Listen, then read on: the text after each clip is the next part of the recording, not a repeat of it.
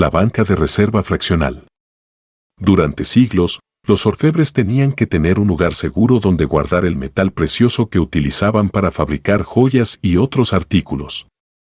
Una vez que tenían su propia caja de seguridad u otro lugar de almacenaje seguro, era común que otras personas dejaran su propio oro con el orfebre, en lugar de incurrir en el coste de crear su propio lugar de almacenaje seguro. En otras palabras, hubo economías de escala para proteger el oro en cámaras acorazadas y otras fortalezas, de modo que los orfebres terminaban almacenando el oro de otras personas, además del propio. Como era de esperar, los orfebres entregaban recibos que daban a los dueños del oro el derecho de retirarlo cuando ellos deseasen.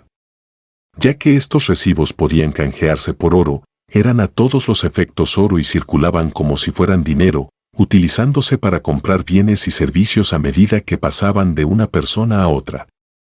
Con la experiencia, los orfebres aprendieron que pocas veces entregaban todo el oro que tenían almacenado en un momento determinado. Si un orfebre confiaba en que nunca tendría que devolver de una vez más de un tercio del oro que estaba guardando de otras personas, entonces podía prestar los otros 2/3 y ganar intereses sobre él. Dado que estaban circulando al mismo tiempo, los recibos por el oro más los recibos por los 2/3 del oro en si el orfebre estaba, efectivamente, aumentando la cantidad de dinero en circulación. De esta manera, surgieron dos de las características más importantes de la banca moderna: mantener solo una fracción de las reservas necesarias para cubrir los depósitos e incrementar la masa monetaria. Debido a que todos los depositantes no van a querer su dinero al mismo tiempo, el banco presta la mayoría de este a otras personas para ganar intereses sobre esos préstamos. Parte de estos intereses percibidos se comparte con los depositantes al pagarles intereses sobre sus cuentas bancarias. Y nuevamente, cuando los depositantes giran cheques sobre sus cuentas mientras al mismo tiempo que parte del dinero en esas cuentas está circulando en forma de préstamos a otras personas, el sistema bancario está, de hecho, incrementando la masa monetaria, más allá del dinero impreso por el gobierno. Dado que algunos de estos créditos bancarios son depositados nuevamente en otros bancos, se producen nuevas rondas de expansión de la masa monetaria, de manera que la cantidad total de créditos bancarios en la economía ha tendido a exceder todo el dinero en efectivo emitido por el gobierno. Una de las razones por las que este sistema funcionó fue el hecho de que el sistema bancario en su conjunto nunca ha tenido que pagar todos los cheques girados por los depositantes. En cambio, si el banco recibe $1 millón en cheques por parte de sus depositantes, quienes por su parte recibieron estos cheques de personas cuyas cuentas están en el banco Z, el banco A no tiene que pedirle al banco Z el $1 millón. En lugar de ello, el banco A cuadra estos cheques con los que hayan sido girados por sus propios depositantes y que terminaron en manos del banco Z. Por ejemplo, si los depositantes del banco A hubiesen girado un total de $1.200 millones en cheques a empresas y personas que luego depositaron esos cheques en el banco Z, entonces el banco A solo tendría que pagar la diferencia. De esta manera, solo se necesitarían $200.000 para cancelar más de $2.000 millones en cheques que habían sido girados sobre las cuentas en ambos bancos. Los dos bancos podrían mantener solo una fracción de sus depósitos en efectivo porque todos los cheques girados en todos los bancos solo requieren de una fracción de los montos totales en esos cheques para cubrir las diferencias entre bancos. Considerando que todos los depositantes no quieren tener su dinero en efectivo al mismo tiempo, una modesta cantidad de dinero en efectivo permitiría al sistema bancario crear una cantidad mucho mayor de créditos para que funcionen como dinero en la economía, expandiendo la demanda agregada más allá del dinero emitido por el gobierno. Este sistema, llamado banca de reserva fraccional, funcionó muy bien en tiempos normales. Pero resultó ser muy vulnerable en momentos cuando muchos depositantes querían dinero en efectivo al mismo tiempo.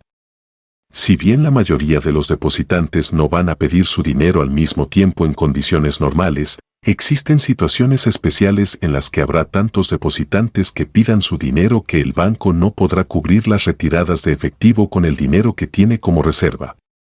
Normalmente, esto sucede cuando los depositantes tienen miedo a no poder recuperar su dinero. En alguna ocasión, un asalto a un banco podía causar que los depositantes temieran el cierre del banco, por lo que todos corrían al mismo tiempo a retirar su dinero antes de que el banco quebrase. Si el banco solo tuviese disponible un tercio de todo el dinero al que los depositantes tienen derecho y la mitad de los depositantes pidiesen su dinero, entonces el banco agotaría su reserva de dinero y se iría a pique, y los demás depositantes que no habían llegado a tiempo lo perderían todo.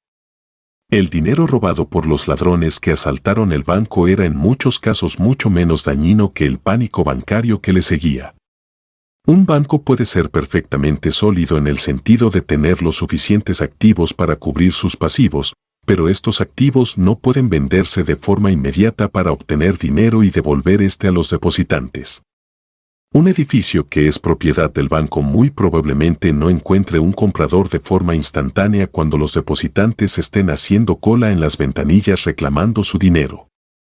Y tampoco puede un banco recuperar de forma instantánea todo el dinero que se le debe por hipotecas a 30 años. Estos tipos de activos no son considerados líquidos porque no pueden convertirse en efectivo con celeridad.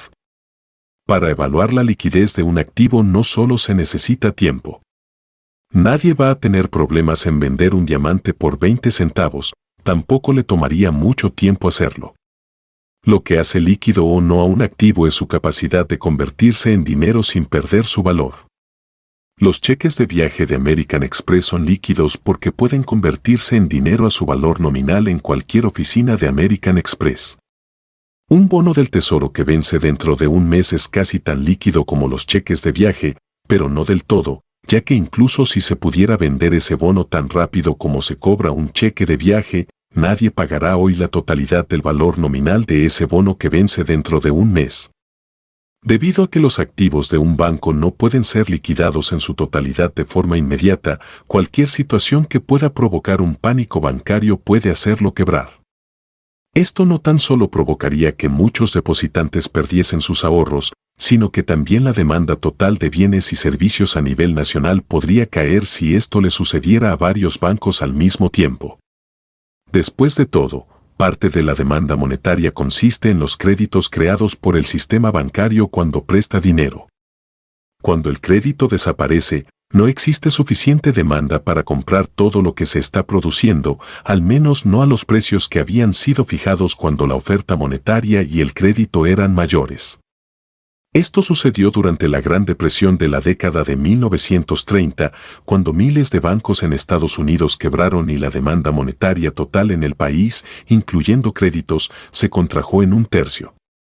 Para evitar que esta catástrofe volviese a repetirse, se creó la Corporación Federal de Seguro de Depósitos, que garantizaba que el gobierno reembolsaría a los depositantes el dinero que tuvieran en el banco si éste quebrase. Ahora ya no había ninguna razón para que los depositantes entren en pánico, por lo que pocos bancos se fueron a pique y como resultado la posibilidad de una drástica y desastrosa reducción de la oferta monetaria y de crédito a nivel nacional se redujo.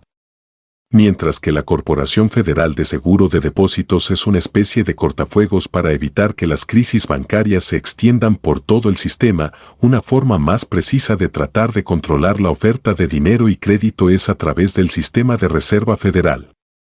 La Reserva Federal es un banco central administrado por el gobierno para controlar a todos los bancos privados. Tiene el poder de decir a los bancos qué fracción de sus depósitos deben mantener en sus reservas, permitiendo que tan solo el resto pueda ser prestado. También presta dinero a los bancos, que luego estos pueden volver a prestar al público en general. Al fijar la tasa de interés sobre el dinero que presta a los bancos, la Reserva Federal controla de forma indirecta las tasas de interés que los bancos ofrecerán al público en general. Como resultado de todo esto, la Reserva Federal tiene la potestad de regular la cantidad total de dinero y crédito en toda la economía en mayor o menor grado, y de esta forma controlar indirectamente la demanda agregada de bienes y servicios del país. Dada la poderosa influencia del sistema de Reserva Federal, las declaraciones públicas del presidente de la Junta de Gobernadores de la Reserva Federal son escudriñadas por banqueros e inversionistas para encontrar pistas sobre si la Fed está pensando aflojar o mantener controlada la oferta monetaria.